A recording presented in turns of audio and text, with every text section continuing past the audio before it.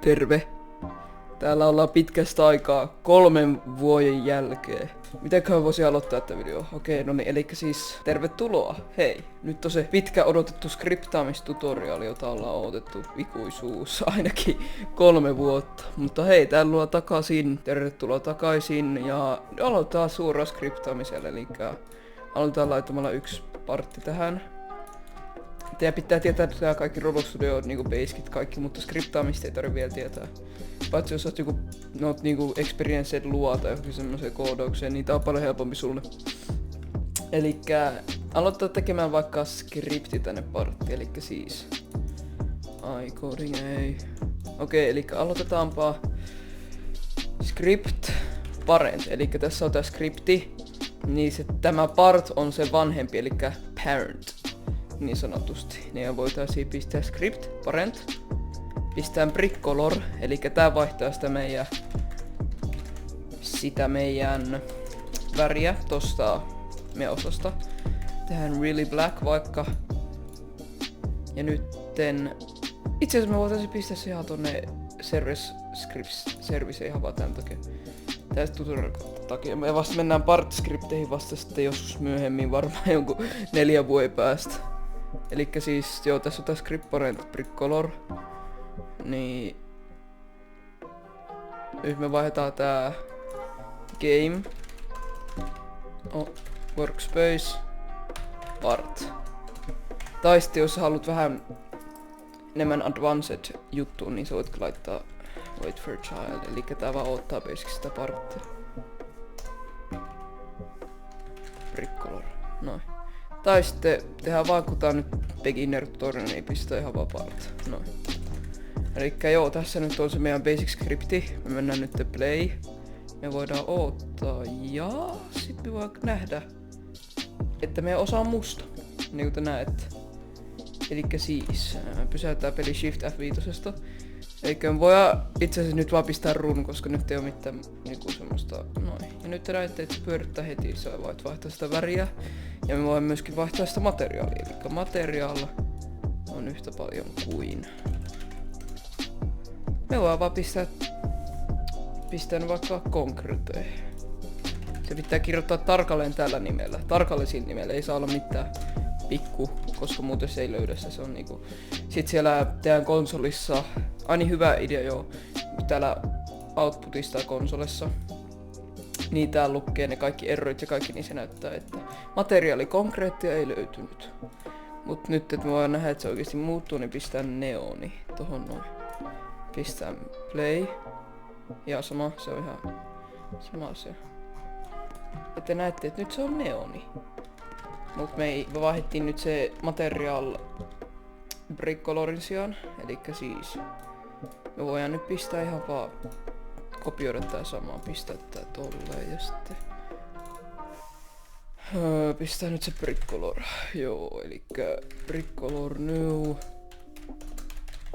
Ja really black, noin. Sitten me voidaan vaan mennä, painaa F8, että pääsee nopeammin pyöritykseen, niin nyt se. Oho, vitsi mä oon idiootti, okei, eli siis niin. Ja totta ei näe se neon, jos se on musta, eli pistää vaikka joku. Pistään armeija sininen. Pyörittää nyt se. Ja nyt tähän huomaat, että se on vähän niinku, se on neoni, mut se ei näy kunnolla, koska se on vähän tumma. Mut joo. Siinä on basic nyt ne basicit tosta noin. Niin tehdään nyt vähän enemmän advanced. Me voidaan vaihtaa tätä positioon, niin pistää se vaikka tohon keskelle. Tohon spawn locaatio.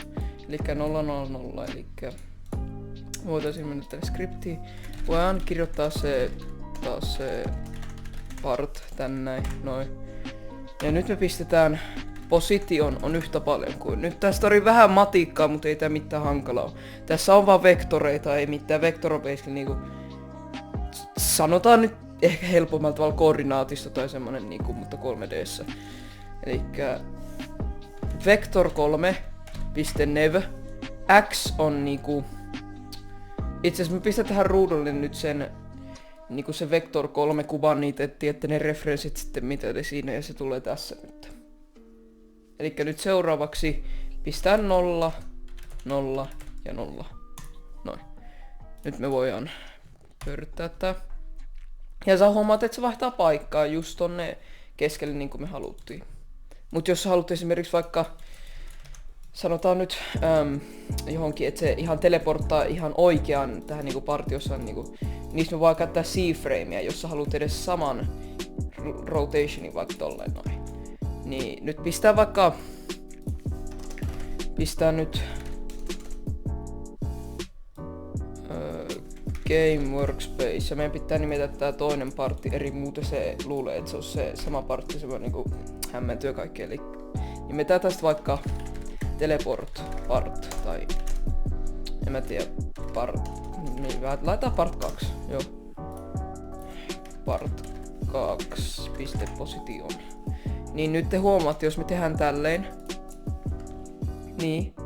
No, mä menin taas tonne playtestiin. Näinhän se on, me voi mennä nyt tosta noin pyöritykseen. Ja niin kuin sä huomaat, se siirtyy sinne. Mutta sä huomaat, että se kollisioi tuohon. Me halutaan, että se menee silleen ilman, että niin me halutaan, että se menee sisälle. Niin kuin sä huomaat, että se nyt kollisioi, niin siinä on niinku fysiikat ja kaikkea semmoista. Elikkä me voitaisiin nyt niinku pistää täältä propertiesista gun collide, eli se ei voi kollisioida siihen. Ja sitten myöskin pistää ankkurointi päälle, eli se on niinku, siinä ei ole fysiikkaa tai mitään basically. Elikkä sitten seuraavaksi me voitaisiin kokeilla nyt tätä meidän ominaisuushommaa. No ihan se vaan täältä kaikkea. Sä huomaat, että se siirtyi siihen. Mutta meillä on yksi ongelma. Nyt se on risti, se on plussa basically. Mutta me halutaan, että se on sama rotaatio. Elikkä tää on myöskin yksi tapa tehdä se, mutta itse asiassa kopioida vaan tää. Tää on yksi tapa tehdä se, mutta tää ei ole niin nopea kuin se, mitä mä näytän seuraavaksi. Elikkä orientation. Niin sä huomaat, että se toimii kyllä. Niin kuin sä huomaat, mutta se ei ole niin hyvä kuin tää seuraava metodi. C-frame. No C-frame on vähän hankala selittää. C-frame on basically vektor, mutta siinä on myöskin rotaatiot. Ihan samat ei skaalat kuin ihan, no joo, niinku ihan samat rotaatiot ja niinku vector positionit ja silleen, elikkä workspace part C-frame on yhtä paljon kuin game workspace part 2 C-frame. Nyt jos me mennään playtestingiin, niin sä huomaat, että se on ihan sama rotaatio kuin tämä. Jos me nyt otetaan tää vaikka täältä pois, katsotaan nyt. Niin se on ihan sama rotaatio. Niin tuo on todella hyvä tapa, ja tää voi olla todella niinku hankalaan, jos sä aloitteet vasta, mutta tää on ehkä parasta. Sä tulet tarvimaan C-framea todella paljon niinku skriptaamisessa kaikkea, niin jos sä oot esimerkiksi jonkun hatun kiinni sun pelaajan jollakin tavalla, niin tää on niinku se weldit ja C-frameit, niin näitä tarvii todella paljon. Ja ei tässä itse asiassa ole mitään muuta. Joo. Elikkä siis nähdään varmaan sitten taas 4 vuoden päästä, niin joo, moro.